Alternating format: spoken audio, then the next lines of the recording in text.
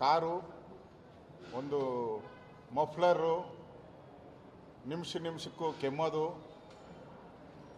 ಒಂದು 2 ಬೆಡ್ರೂಮ್ ಇರುವಂಥ ಫ್ಲ್ಯಾಟು. ಈಗ ಶೇಷ್ ಮಹಲ್ ದೊಡ್ಡ ಅರಮನೆಯೇ ಕಟ್ಕೊಂಡಿದ್ದಾರೆ. 25 ರೂಮ್ಗಳಿದೆ ಅದರಲ್ಲಿ. ಕಾರು ಚೇಂಜು, ಎಸ್ಕಾಟು ಎಲ್ಲನೂ ಕೂಡ ಅಂದರೆ ರಾಜರ ರೀತಿ ಅವರ ಆಡಳಿತವನ್ನು ನೋಡಿ ಜನ ಬೇಸತ್ತಿದ್ದಾರೆ. ಅದರಲ್ಲೂ ಯಮುನಾ ನದಿ ಬಗ್ಗೆ ಅವರು ಆಡಿದಂಥ ಮಾತು, ಯಾಕೆಂದರೆ ಯಮುನಾ ನದಿ ಇವತ್ತಿಲ್ಲ, ಸಾವಿರಾರು ವರ್ಷ ಇತಿಹಾಸ ಇರ್ತಕ್ಕಂಥದ್ದು. ಒಂದೇ ದಿನಕ್ಕೇನು ಮಲಿನ ಆಗೋಗಿಲ್ಲ. ಯಮುನಾ ನದಿ ಮೇಲೆ ಕಳಂಕ ಹಾಕ್ಬಿಟ್ರು.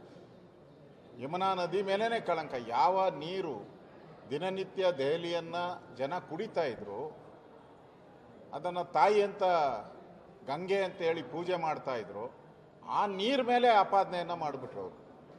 ಶುದ್ಧಿ ಮಾಡೋದು ಅದೆಲ್ಲ ದೆಹಲಿಯ ಆಡಳಿತದ ಸರ್ಕಾರದ ಕೆಲಸ, ಅದು ನದಿ ಕೆಲಸ ಅಲ್ಲ, ನದಿದಲ್ಲ. ನದಿದು ತಪ್ಪು ಬರಲ್ಲ ಇಲ್ಲಿ. ಯಮುನಾ ನದಿಗೆ ಕಳಂಕ ಹಚ್ಚಿಬಿಟ್ರು. ನೀವು ಕ್ಲೀನ್ ಮಾಡದೆ ಸರಿಯಾಗಿ ಸಪ್ಲೈ ಮಾಡಿಬಿಟ್ಟು ಯಮುನಾ ನದಿ ಮೇಲೆ ಆಪಾದನೆ ಮಾಡಿರ್ತಕ್ಕಂಥದ್ದು. ಆಮೇಲೆ ಜೈಲಲ್ಲಿ ಯಾರೇ ಮುಖ್ಯಮಂತ್ರಿ ಜೈಲಿಗೆ ಹೋದಾಗ ಮುಂಚೆ ರಾಜೀನಾಮೆ ಕೊಟ್ಟು ಬೇರೆಯವರು ಸುಲಲಿತ ಆಡಳಿತ, ಅವ್ರ ಪಕ್ಷದವ್ರು ಆಡಳಿತ ಮಾಡೋಕ್ಕೆ ಬಿಡಬೇಕಾಯಿತು. ಈ ಮನುಷ್ಯ ಜೈಲಲ್ಲೇ ಕೂತ್ಕೊಂಡು ಯಾವುದೇ ಫೈಲ್ಗೆ ಸೈನ್ ಹಾಕೋಕ್ಕೆ ಅವಕಾಶ ಇಲ್ಲ ಜೈಲಲ್ಲಿ. ನೀವು ಸುಮಾರು 1-2 ತಿಂಗಳ ಕಾಲ ನೀವು ಜೈಲಲ್ಲೇ ಇದ್ದುಕೊಂಡು ಯಾವುದೇ ಆಡಳಿತ ಇದಕ್ಕೂ ಸಹಿ ಹಾಕದೆ ಅಲ್ಲಿ ಆಡಳಿತ ಸ್ಥಗಿತ ಮಾಡಿದ್ರಿ. ಇದೆಲ್ಲನೂ ಕೂಡ ನಿಮಗೆ ಜನರ ಶಾಪ ತಟ್ಟಿತ್ತು.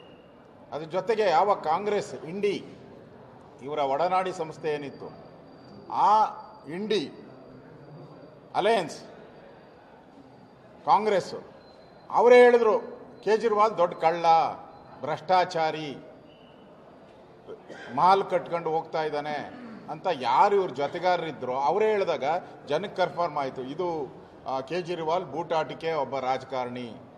ಬಂದಾಗ ಮಳ್ಳಿ ಥರ ಬಂದ, ಹೋಗವ ಈಗ ಕಳ್ಳನ ಥರ ಆಗೋಗ್ಬಿಟ್ಟಿದ್ದಾನೆ, ಮಳ್ಳಿ ಥರ ಬಂದು ಕಳ್ಳನ ಥರ ಆಗೋಗ್ಬಿಟ್ಟಿದ್ದಾನೆ ಅಂತೇಳಿ ಕಾಂಗ್ರೆಸ್ ಅವರೇ ಆಪಾದನೆ ಮಾಡಿದ್ರು. ಇದೆಲ್ಲನೂ ಕೂಡ BJPನ ಗೆಲುವಿಗೆ ಒಂದು ದೊಡ್ಡ ಶಕ್ತಿ ಬಂದಿದೆ. ವಿಶೇಷವಾಗಿ ನರೇಂದ್ರ ಮೋದಿಯವರು, ಅವರ ವರ್ಚಸ್ಸು, ನರೇಂದ್ರ ಮೋದಿಯವರ ಆಡಳಿತ, ಇವೆಲ್ಲನೂ ಕೂಡ BJPಯ ಗೆಲುವಿಗೆ ಒಂದು ಶಕ್ತಿಯನ್ನು ತುಂಬಿದೆ. ಈ ಗೆಲುವು BJPಗೆ ಜನ ಕೊಟ್ಟಂಥ ಆಶೀರ್ವಾದ, ನರೇಂದ್ರ ಮೋದಿಯವರ ಆಡಳಿತ, ಕೇಂದ್ರ ಸರ್ಕಾರದ ಆಡಳಿತಕ್ಕೆ. ಮೊನ್ನೆ ತಾನೇ ಕುಂಭಮೇಳ ನಡೆಸಿದ್ದಾರೆ. ಕುಂಭಮೇಳದ ಒಂದು ಕ್ರೆಡಿಟು ಸಹ ಈ ಒಂದು ಚುನಾವಣೆಯಲ್ಲಿ ಪ್ರಭಾವ ಬೀರಿದೆ. ಎಲ್ಲ ದೃಷ್ಟಿಯಿಂದನೂ ಜನ ಈ ಇಂಡಿ ಅಲಯನ್ಸನ್ನು ತಿರಸ್ಕಾರ ಮಾಡಿದ್ದಾರೆ. ಈಗ ಇಂಡಿ ಅಲಯನ್ಸು ಒಡೆದು ನುಚ್ಚು ನೂರಾಗ್ತಾ ಇದೆ. ಒಮರ್ ಅಬ್ದುಲ್ಲಾ ಅವರು ಕೂಡ ಇಂಡಿ ಕಾಂಗ್ರೆಸ್ ಬಗ್ಗೆ ಟೀಕೆಗಳನ್ನು ಮಾಡಿದ್ದಾರೆ. ಮಮತಾ ಬ್ಯಾನರ್ಜಿ ಟೀಕೆಯನ್ನು ಮಾಡಿದ್ದಾರೆ.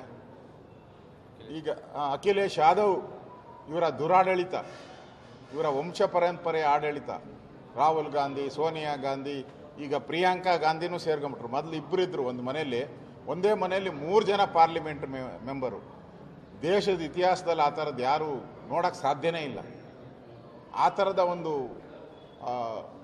ಸ್ವೇಚ್ಛಾಚಾರದ ಕಾಂಗ್ರೆಸ್ ಆಡಳಿತ. ಕಾಂಗ್ರೆಸ್ಗೂ ಕೂಡ ಒಂದೇ ಒಂದು ಅಂಕಿ ಏನೋ ಸಿಕ್ಕದಂಗಿದೆ ಇನ್ನೂ. ಅದು ಗ್ಯಾರಂಟಿ ಇಲ್ಲ, ಅದು 0 ಆಗ್ತಾ ಇದೆ. ಬೆಳಗ್ಗೆ 1 ಇತ್ತು, ಈಗ 0 ಆಗಿದೆ. ಅಂದರೆ ದೇಶದ ಜನರ ಭಾವನೆ ನರೇಂದ್ರ ಮೋದಿಯವರ ಆಡಳಿತಕ್ಕೆ ಮೆಚ್ಚುಗೆಯನ್ನು ಕೊಟ್ಟಿದ್ದಾರೆ.